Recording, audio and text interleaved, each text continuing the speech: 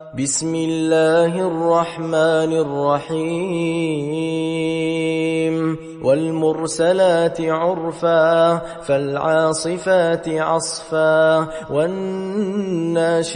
نشرا فالفارقات فرقا فالملقيات ذكرا عذرا أو نذرا إنما توعدون لواقع فإذا النجوم طمست وإذا السماء فرجت وإذا الجبال نسفت وإذا الرسل أقتت لأي يوم أجلت ليوم الفصل وما أدراك ما يوم الفصل ويل يومئذ للمكذبين ألم نهلك الأولين ثم نتبعهم الآخرين كذلك نفعل بالمجرمين ويل يومئذ للمكذبين ألم نخلقكم من ماء مهين فجعلناه في قرار مكين إلى قدر معلوم فقدرنا فنعم القادرون ويل يومئذ للمكذبين ألم نجعل الأرض كفاتا أحياء وأمواتا وجعلنا فيها رواسي شامخات وأسقيناكم ماء فراتا ويل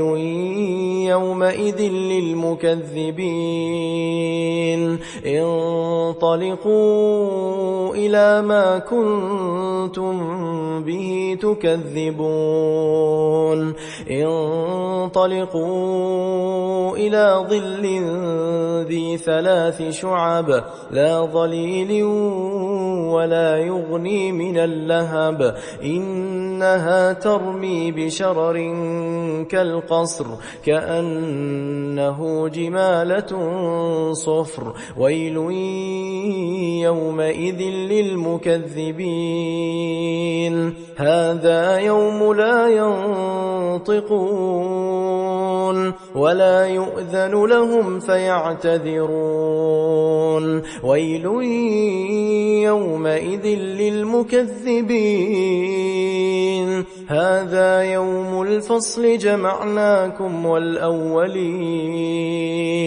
فإن كان لكم كيد فكيدون ويل يومئذ للمكذبين إن المتقين في ظلال وعيون وفواكه مما يشتهون كلوا واشربوا هنيئا بما كنتم تعملون إنا كذلك نجزي المحسنين ويل يومئذ للمكذبين كلوا وتمتعوا قليلا إنكم مجرمون ويل يومئذ للمكذبين وإذا قيل لهم اركعوا لا يركعون ويل يومئذ للمكذبين فبأي حديث بعده يؤمنون